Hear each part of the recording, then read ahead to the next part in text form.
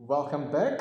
It's again us, Alexei and Martinsons. So we stopped talking about music, and my next question is, which could be a part of a question about what are you as a pastor teaching. So one thing is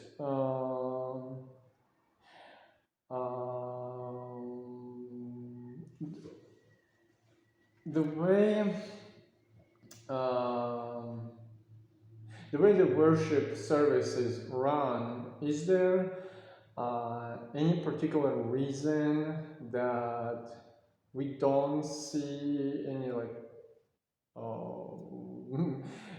types of music that um, let's let's put it this way, why, for instance, you don't allow like rock music in your church, or some maybe certain musical instruments? Is there any particular reason? Um, well, for me, so I think when we think about church service, obviously church service it's not about us, right? It's not about us feeling good. Mm-hmm. That's not the main thing. Of course. So is it about us feeling bad? Yes. Oh no. Yes, that's all we want. I hope he's joking. Now, of course, understand me correctly. When we attend church service, we feel great, Mm-hmm. but it's not because we have been, emotionally prepared by a 30-minute long rock concert, Mm-hmm. right? So church service is a time when we come together to serve each other, and through that also serve our Lord and Savior. And church service is a time when God serves us. And how He does it? He does it as we listen to His Word, as we respond to His Word in our prayers and in the way how we sing songs. So, and that is, I think, the main reason why we try to be selective in what we sing and how we sing, because the lyrics are important. They have to be. I remember, and the way how you sing those songs and you choose those songs, they also have to be. You have to be very careful, because it's everyone coming together singing songs. So that means you can't, even though we love these high-pitched songs that only several ladies can sing, and it goes up and down and up and down, and no man can follow. Those are great songs, but a lot of people are excluded from that kind of singing. They can't sing alone. I remember one pastor gave an advice: if it can't be sang at a football stadium with half-drunk men, don't sing it. Of course, it was a joke, but at the same time, it kind of gave the message. Songs in the church, they have to be something that everyone can join together. So there's no surprises in the tune and melody. It doesn't mean that those songs are simplistic, by no means. All the hymns are great, and the melody is awesome. So that's, the lyrics are important in the way how we sing songs together. You mentioned musical instruments. I don't have any problems with per se with drums or bass guitar in the church service. But the question is, why do you need it? Why exactly? What is the justification? Do you would that help? Or would that just help a small minority of the church, the younger people, to express themselves, let's say? And that's not good enough reason for me to say, well, yeah, let's have an electric guitar with 5-minute solos and and things like that. So it's just not. Yeah, I think it would destroy some of the things that we're trying to accomplish really in the church. As for example. So it would not. I think it would um, trying to find the right word. It would steal the focus. People would not be able. Yeah, it would. I think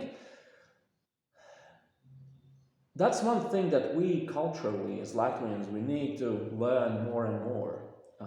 That church service, the singing,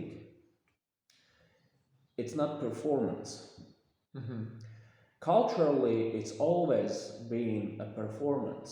Even in many churches, independent churches especially, the singing part, it's considered to be unintentional even, but performance. And we want to kill that because it's not right. It's not performance. We are there together. We are there together. We are also fighting against some of the wrong terminology because in Latvian, we use this word for worship, also for singing, but singing. So basically, in Latvian language, singing and worship can be the same word, but worship, of course, is much more than just singing, right? Worship is everything that you do. So we have to fight against that mentality because sometimes people think that you worship God when you sing, right? Only when you sing, but it's much more. You worship God with everything. And therefore, when you have that mentality that you worship God as you're singing, your singing has to be very, outstanding, and there have to be these, right musical instruments, and you have to feel something, and all these things. And I'm not against quality. It's great when people are, singing, and those people up in front of us who are leading the singing for the church family. When they sing in the right tune, it's better, right, than just having a bunch of people who don't know what to do. Yeah. So I'm not against that, of course, but at the same time, we have to be very careful and very intentional about how we understand what singing is. And sometimes, bunch of music instruments, bunch of other things on the stage or in the front of the church family, it just doesn't help. Culturally, it doesn't help. If you want to have a rock music kind of thing, just go to Spotify. There are plenty of Christian musicians, with good songs. Just on your way back home from church, listen to them and sing along. It's all right. But in the church, I think it's a bit, the purpose is different. So right. Yeah. I know one man. He told me, well, not to me, but to a group of people. But it was a long time ago. He was, if it's worship, when we are worshiping God, whatever we do, it has to be good. You can't be just, let's say, sing and not doing it well, in that type of thing. But on the other hand, also, there could be people who are not great singers and they want to express their feeling, their willingness to worship God, and like in singing. Like for instance, I'm not the greatest singer, but maybe sometimes I'm able to catch the melody and sing it in tune. But when I hear the music and words and I want to sing along, and it's like maybe not always great, but it's yeah. So, and also I heard unfortunately, I heard this um, back some time ago. It was pretty much I'm not sure how to put it, but there were people who were saying if a church doesn't have a choir, it's not a church, or there is no God, or it's their worship is so low in quality and something like that. Yeah. Yeah, all those things they're culturally added through the history. So when you look at the church history in the first century, the churches back then, we sometimes think that they were singing the same songs that we were singing. They had their banjos or whatever they had, but it's not true. People back then, their understanding of singing or music in general was completely different. Um, um, so choirs, not sure about that. Yes, there were temple singers back in the Old Testament and some other things, but it was different. It was different, and nowhere in the New Testament does it say, "Let there be choir of no less than 20 people." That's one of the characteristics of a true church. None of that is there. Well, neither it says you shall not have a bass guitar in church. Yeah. So there's a lot of it is, as I said, it's just culturally, historically added the thing, to the church worship services and understanding of what has to happen. And I think sometimes, there's no, sometimes you add something and it's not a problem, right? But when you start saying that this is a must, then it's a problem. And yes, in Latvia, I'm not sure if I have encountered really churches where they say, as you mentioned, if there's no choir, it's not a real church. But at the same time, sometimes there is this mentality that, in Latvia, I've heard, if there is no organ, it's not proper worship. Organ has to be there, otherwise it doesn't count. So, just a different example of what you just said. And it's wrong. It's wrong.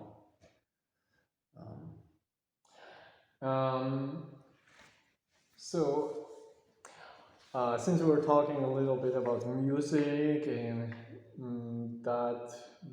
how this worship is led, is there anyone who is checking the songs?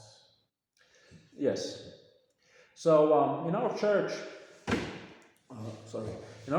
we have a song database that's available to everyone who is involved in the singing part of the worship, and we as church elders, whenever there's a new song added to it, we're asked to check it out, the lyrics. And also the person who is in charge of that database is a responsible and theologically sound person, so the first filter, if we can say so, is very good, and then we as elders we also check the songs out, and sometimes, of course, there is a song on Sunday with a strange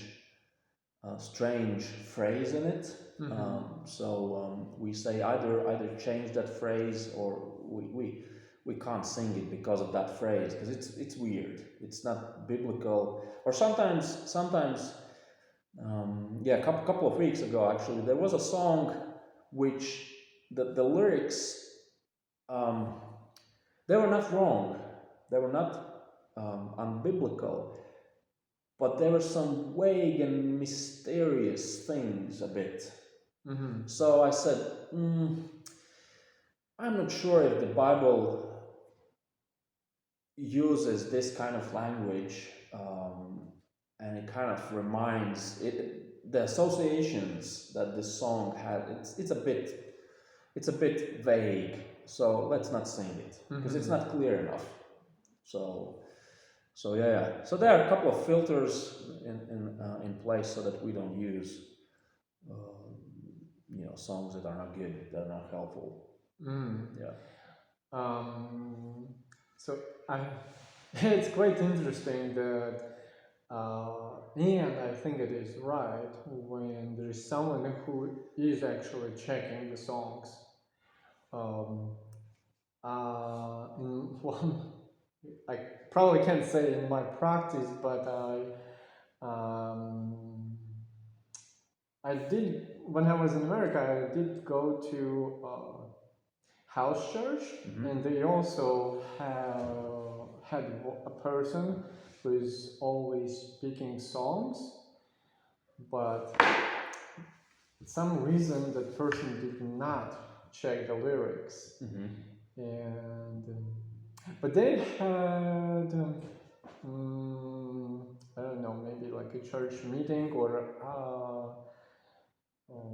a time after service where they went through the song, and it was like, oh, kind of Christian song, but it's a very bad theology.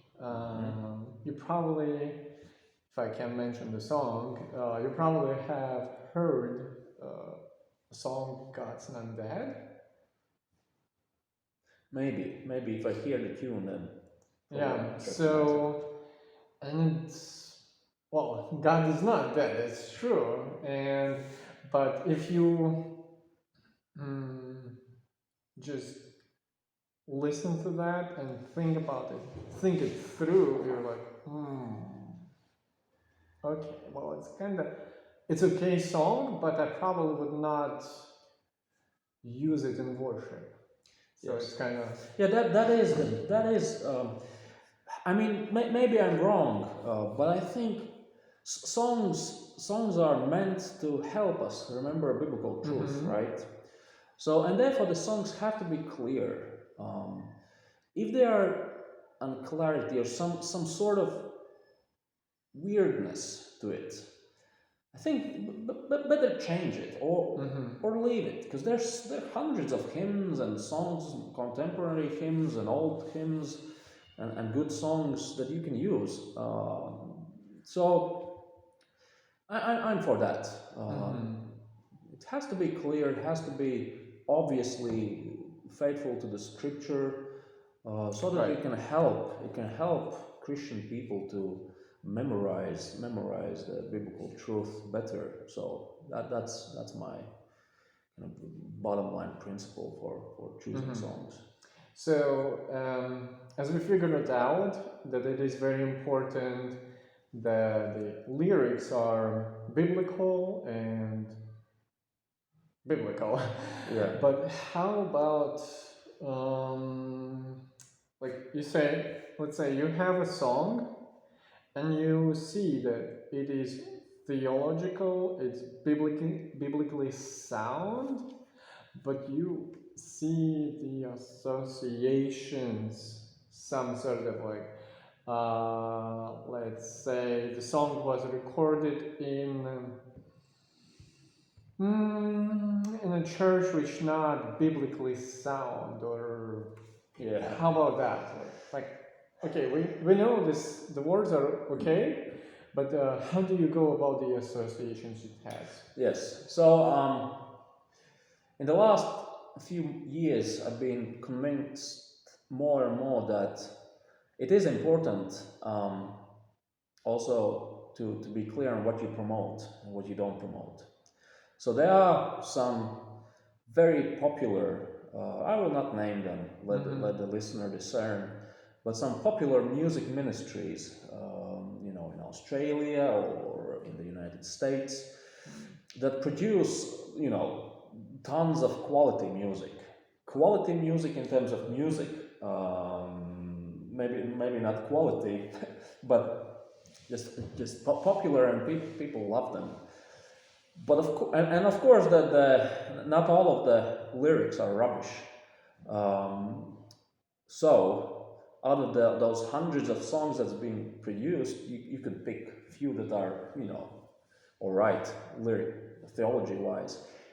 But saying that, everything that these music ministries, organizations kind of stand for is completely wrong.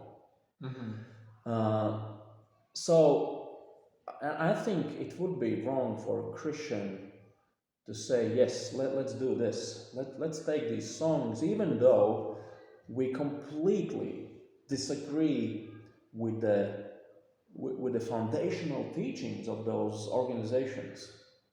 I think it would be wrong. It would give us um, it would give the wrong signals to the outsider. Um, yeah. So of course, you have to have wisdom in how you communicate these things. In the inner circle of the church leadership, we just say we will not choose songs from this organization, and maybe we need to explain it to the church members, maybe we don't, but that's a different question. But it is important to actually be faithful in with whom you partner, so to say, and with whom you associate. So yeah, there is wisdom needed. Yeah, I totally agree with you. And I was also watching one godly man talking about these things. And if we are thinking about the same people or organizations that do such music, he was also saying, well, this is or these are the reasons why you should not allow these musics in your church. But it's a different story. So you, as a pastor, why do you teach Reformed theology? So yeah, you sent me that question, and I was thinking, what can I answer? Is it because I'm hired by a Reformed Church? No. But in all seriousness, when I became a Christian, I was not Reformed. I was mildly charismatic, chaotic. Let's put it that way. Because the church plant, even though it was called Reformed Church, it was not really. I think it was trying to find its identity. And some of the early years I was charismatic, not crazy, but yeah. But then the more I read the Bible, the more I saw that the charismatic theology just does not it does not fit together with Bible, with the big picture of the Bible, with some of the specific teachings of the Bible, and I was trying to find some answers, and I guess it God just in the right time brought me to the Reformed Theological Seminary in Riga. It's called the Baltic Reformed Theological Seminary these days. And I got to know, the director of the seminary, and long story short, I started to study at this seminary with no intention of becoming a pastor. I just wanted some answers. So the more I read the Bible, I saw that charismatic theology does not fit the best. My kind of the Lutheran liberal theology doesn't fit. I knew that Roman Catholic theology also is not the right way. So I started my studies at the seminary, and I was just convinced that Reformed theology is biblical theology. It explains the Bible, in the big picture way and in the detailed way, and probably that's why. Yeah. sometimes in Latvia you have to be careful because Reformed Church in Latvia it's not big, and most of the people even don't know what that is. So you have to explain to people what that is, and it is Reformed theology. It's Christian theology. It's basically biblical theology. They call it Reformed, call it Presbyterian, Calvinistic, whatever the tag you put on it. Is it Calvinistic? But yeah, so that's where I am and what I'm doing, because I'm just convinced that this is biblical, and can't do anything else. Yeah. Wow, it prompts me to ask you. You said that the Reformed theology is biblical theology. What if you had here charismatic apologists who would say, no, well, charismatic theology is biblical? What would you say? So I think I would engage in the discussion. So theological debates, they're, especially in a friendly manner, they're excellent. And I would be involved in the debate. But I think in my life, I have seen plenty of good examples of how to choose the hills to die on, if you understand the phrase. What are the things you need to really fight to death, and what are the things that let's agree to disagree. So for example, the lifelong friendship of John MacArthur and R.C. Sproul, two opposing camps in a sense, but at the same time very close guys. But there were some questions where they disagreed, and they we can't completely different interpretations. Baptism, for example, or some other things. But they're brothers. I spent 2 years doing training internship in London in an Anglican church, a Reformed Anglican church, where the leadership consisted of theologically reformed people and I would say Reformed Baptists. And they disagreed on some things, but at the same time they were brothers and partners who were serving in the same church. So I would say to this charismatic theologian, let's discuss, and we would probably reach kind of a ground where we agree to each other, and then for me there would be this territory where I would say no, it's wrong. I don't believe that, and these are the reasons why I don't believe those things, and I recommend you do the same. So yeah, I would not call him, you're not a Christian because you do this or that, or you're not reformed. Yeah, you're not Christian because you're not reformed. You're not 5-point Calvinist. I would not say that. It's wrong to do that.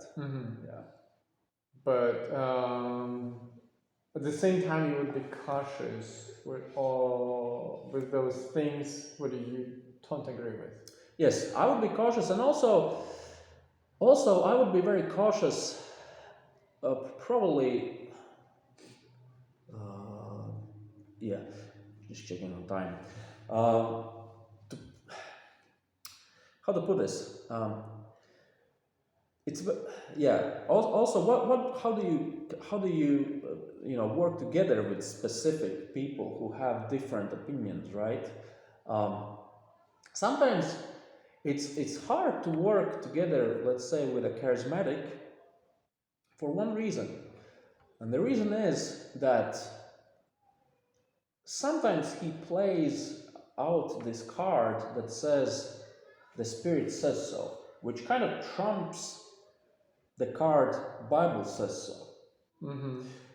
So, you work together with someone who is theologically charismatic, and you reach a point where there's a disagreement. If we disagree on something, we say, let's go to the Bible and find out what it means. But sometimes for charismatics, and that's what I've experienced um, in a tragic way, actually, where people say, well, the Bible maybe says this, but the Spirit says this, and people leave, and the argument is there and unsolved. So you have to be careful.